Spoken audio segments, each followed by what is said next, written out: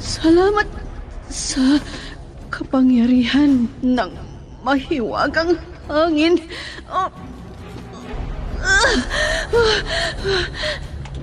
Nandito na ako sa kuweba. Aray ko! Manganganak na ako!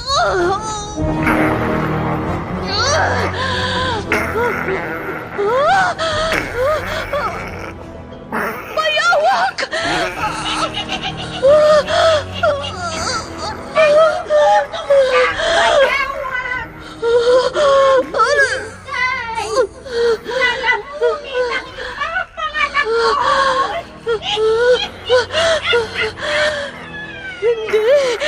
Hindi ko ipahihintulot. Bathala ng hangin! Iligtas mo ang lahi mo!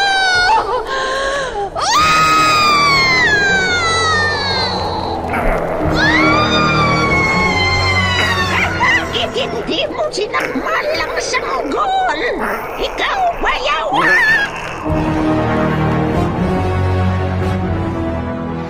Immortal. Kasaysayan ng isang dayuhan na hindi mapagtanto ang pinanggalingan. Punong-puno ng pakipagsapalaran ang kanyang buhay mortal sa likuran nang hindi niya alam ang kanyang pagkakakilanlan. Ano ang kanyang pakay sa mundo ng tao? Immortal! Naiibang nobela na inyong mapapakinggan sa oras na ito mula Lunes hanggang Sabado. Nobela at sa panulat ni Leti Astudillo Aquino at sa direksyon ni Lubimin Aquino Sr. Mula sa Lovelet Artist and Talent Center Drama Productions, handog sa inyo ng #1 and most trusted radio network in the country, Bombo Radio Philippines. Basta Radio Bombo! Immortal!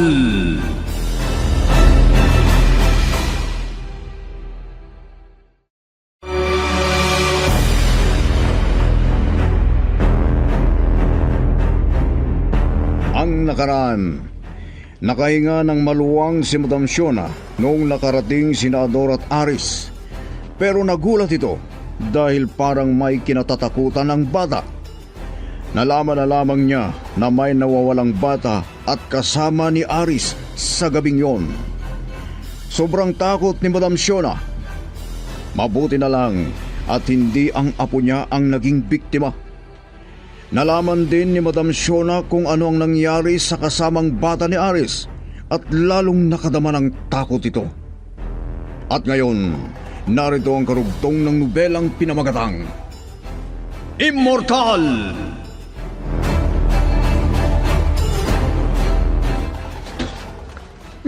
Sige na. Matulog ka ulit, buhaya komando. Pero maging listo ka. Baka makarating dito ang mga pare-parehasang damit na naghahanap sa batang nawawala. Di lang nila alam na nasa tiyan mo na.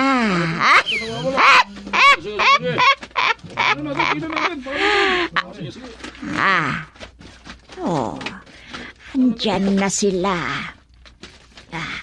Ang mabuti pa ay sasalubungin ko sila.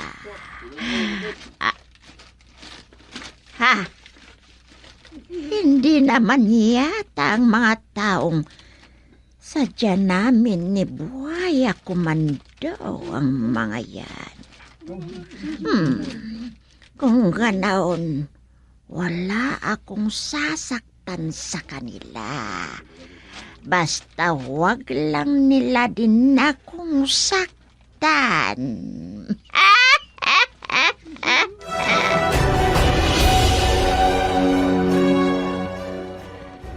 Nasanay ka ng Hustoriana. Expert ka na maghawak ng armas. Pero hanggang ngayon, parang may hinahanap lang ako. At di ko alam kung ano yun. Ano bang hinahanap mo? Hindi ko nga alam kung ano yun. Basta ang alam ko, may nawawala ako na hindi ko naman alam kung ano yun. Huwag ka nang mag-isip ng kung ano-ano, Riani. Makikita mo rin niyang hinahanap mo kung ano yung nawawala. Oo nga pala, kung gaano ako kabilis, mas mabilis pa si Amar. Ang bilis niyang natuto. Kakaiba si Ammar sa mga kagaya niyang bata. Ipinanganak na dalawa ang pagkatao niya. Lagi mong binabanggit yan, Artemis. Dalawa ang kanyang pagkatao. Pero hindi ko pa rin maintindihan ang gusto mong sabihin. Riani, hindi lahat ng pagkakataon masasagot ang katanungan mo. Ha? Nandun na naman si Amar. Hawak na naman niya ang pakikipagdigmaang armas. Hindi tunay na armasyon na pakikidigma. Meron bang mangyayaring digmaan, Artemis? Meron. Makikipagdigmaan tayo?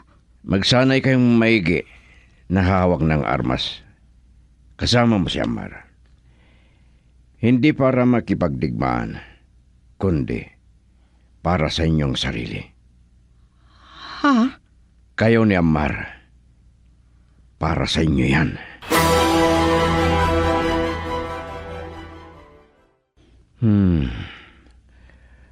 Walang palatandaan na may masamang mangyayari dito sa temporaryong teritoryo namin kung saan dinala kami ni Dr. Sevar at ang Skylab. Oo nga pala. Mayroon pang hindi ko kinumusta kay Dr. Sevar. Ano na kaya ang kalagayan niya? Kailangang makabalik sa dati niyang kalagayan bago siya aalis dito sa Skylab. Babalik ako sa aking pinanggalingan. Umepekto na ang naiturok sa kanya habang natutulog. Oo. At manatili ang kanyang isipan, ang mga nalalaman niya sa labas ng mundo ng mga tao.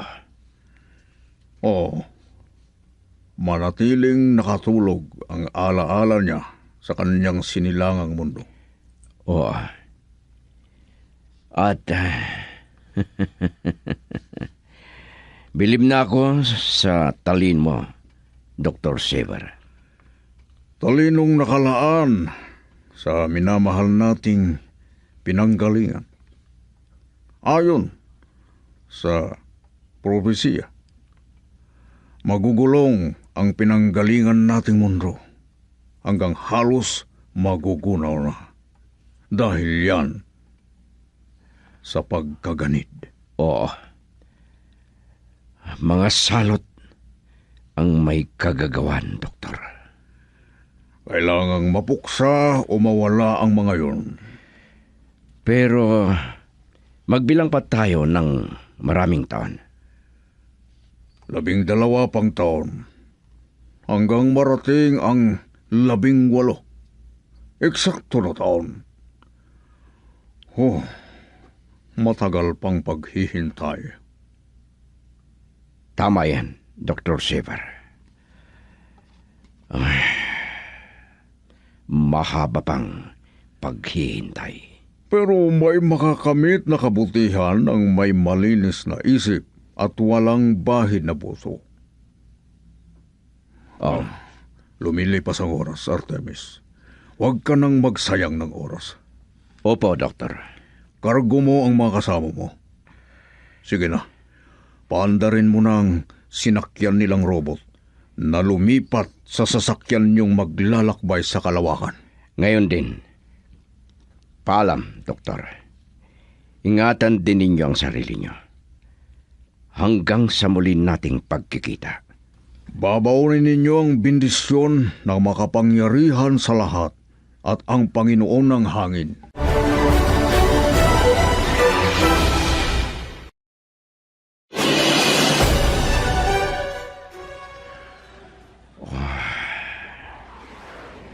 Masarap ang tulog ni Riani.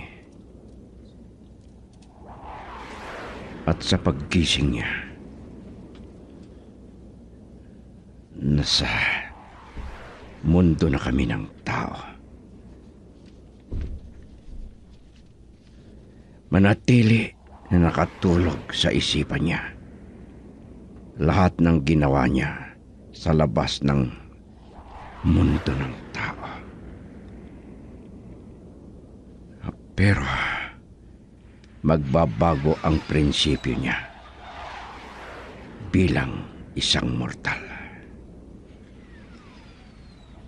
Maalis sa kanya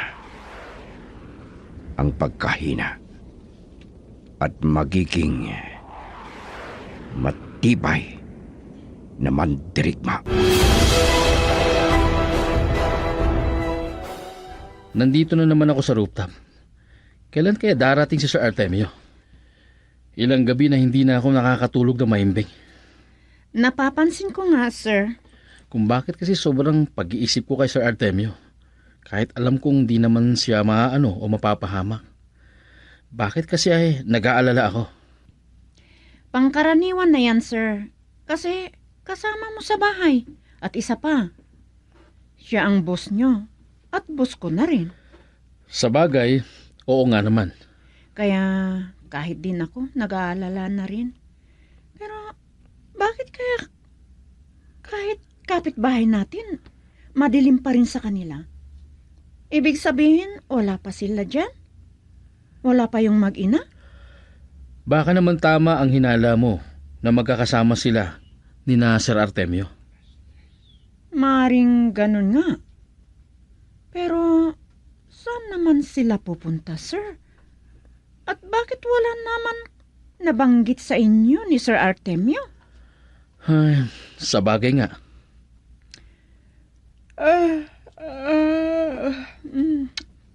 Sige po, sir, matutulog na ako. Iwanan muna kita dito sa rooftop. Sige, Dahlia. Dito muna ako. Sige, sir. Maliwanag ang kalangitan. Ipinapahiwatig na walang darating na unos o sakuna ang kalikasan. Ay, nakaka-relax ang panonood sa mga bituin na kumikislap sa langit o kalawakan. May kakaiba na naman sa mga di mabilang na bituin. Malaking mas malaki siya sa bituin na kumikislap. Sasakyan sa kalawakan yun. Tama. Di na ako magkakamali. Pero, hindi naman yata eroplano. At malayo ding helicopter.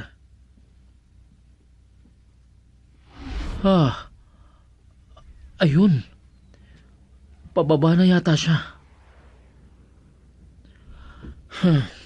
Tama ang hinala ko.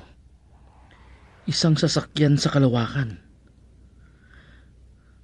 Pero ang tanong, anong klaseng sasakyan?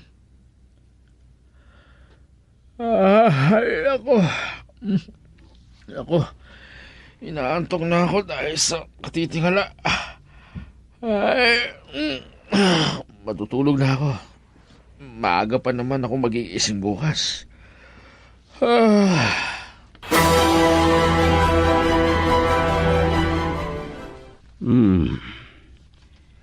Maliwanag na makikita ko sa pamamagitan ng teleskopyo. Maliwanag ang rooftop. Wala na yung nakikita ko kanina na dalawang tao.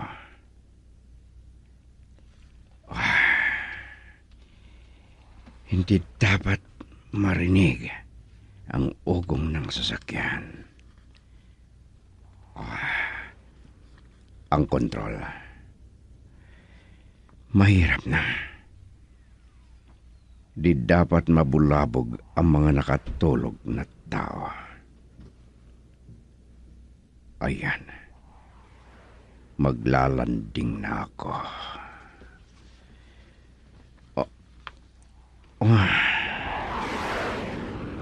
Ayan. Nakarating kami. Walang masamang nangyari sa amin. Ang remote control. Ipapasok ko agad ang sasakyan sa bodega.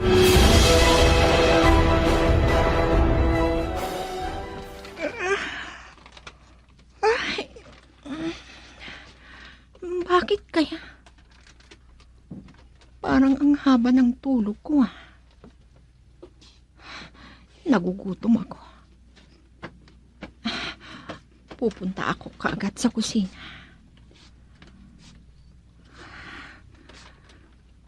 Madaling araw pa lamang. Pero ang pakiramdam ko, yung tagal ng tulog ko. Bakit ganon?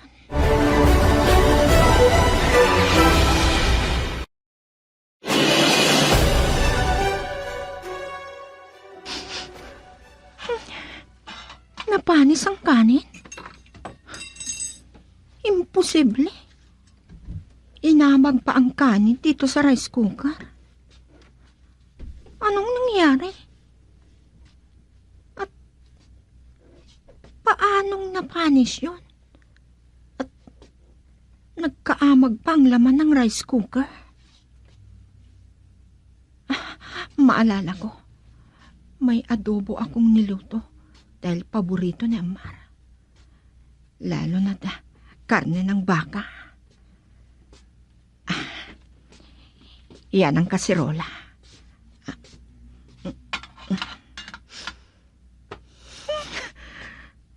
Napanis din. At may amag pa.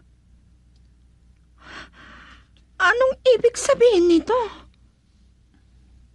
Ay, magluluto na lang ako.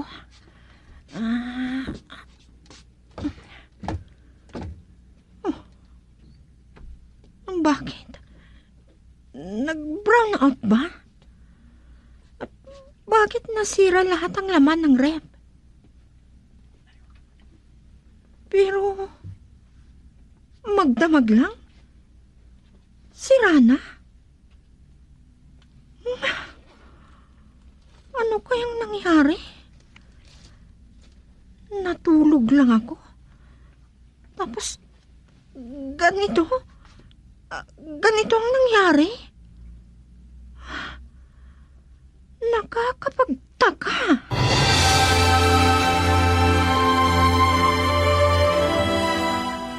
Ram, anong sabi niyo? Nakontak ko na si Riani, kaya pasyalan natin sila, Adora. Gusto na raw ni Aris na bisitahin si Amar. Silang dalawa ni Carmina. Sige, madam. Kung yan ang gusto nila. Ihanda mo ang isang sasakyan.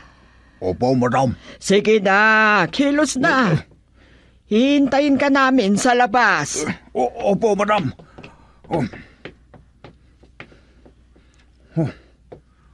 Saan kaya magpuntang mag-ina? Bakit ngayon lang sila dumating?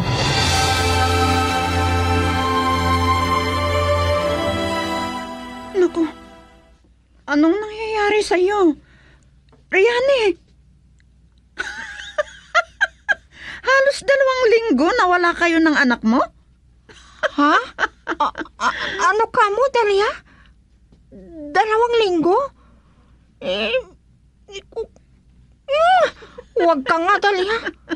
Ay, naku. Ano kayang nangyayari sa akin? Nako! Oy, di ka naman nagsasalita. Ah? Ay, sorry, Dalia. Pero gusto ko pa sanang matulog. Ano? Please. Para kasing pagod na pagod ako. Kaya matutulog pa sana ako. Pwede ba? Sige, babalik na ako sa bahay ng mga amo ko. Sige. At salamat at dinalaw mo ako. Saka na lang tayo magkwentuhan, ha?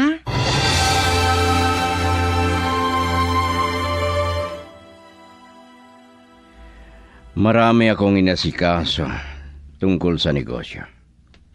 Ha? Magninegosyo din po kayo, sir? Hinihintay po kayo ni Mr. Gadon. Yan ang gusto niya. Gusto niya atang magkasosyo po kayo. Pwede rin, pero depende. Baka pumunta agad dito pag nalaman niyang dumating kayo. Kakausapin ko siya. Opo, sir. Ang kulit kasi. Oo, sir. May pagkakulit ang taong yon. Talagang politiko. Kanya ng tao, engineer. Kaya, pabayaan mo lang. Nasaan kaya si Amar? Akala ko, gutom na rin. Pero, di pa naman sumunod sa kusina. Amar! Anak! Amar! Wala naman yata sa kwarto niya. Amar! Bakit ka nakatayo dyan sa may bintana? At, huwag, anak! Bumaba ka dyan! Mahulog ka! Anak ko!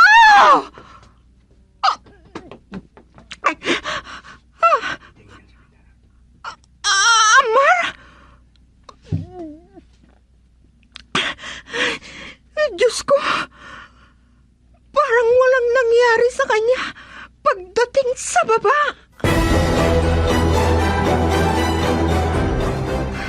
Ang alam ko, hihintay niya kami.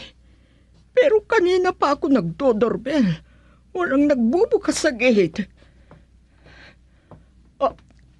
Ador! Nasaan na yung mga bata?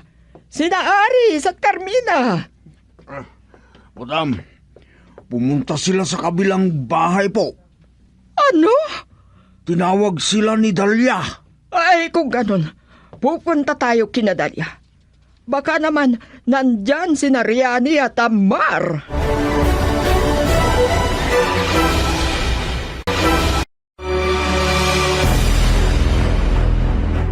Ano pa ang mga susunod na mangyayari sa bagong nobela na aming pinamagatang Immortal? Nobela at sa panulat ni Leti Astudillo Aquino at sa direksyon ni Lufimin Aquino Sr. Mula sa Lovelet Artist and Talent Center Drama Productions, inihandog sa inyo ng #1 and most trusted radio network in the country, Bombo Radio Philippines. Basta Radio Bombo!